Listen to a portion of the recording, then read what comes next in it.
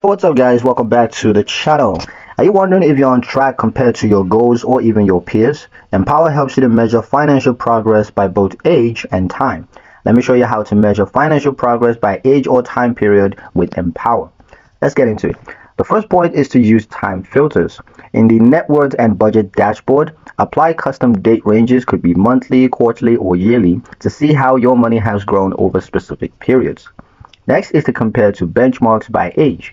You can check Empower's insights and financial planning reports. Many include age-based benchmarks for savings, retirement contributions, and of course, net worth. Next is to track consistency.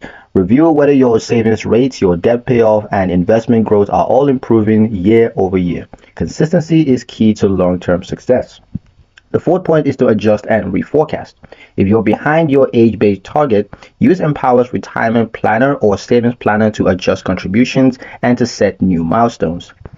Empower makes it simple to measure your financial progress by time and age, helping you to stay motivated and on track. And that's pretty much it for the video, guys. Hope you liked it. Hope you found the information here useful enough. If you did, like, share, and subscribe for more helpful tutorials. Thank you guys for watching, and I'll see you in the next one.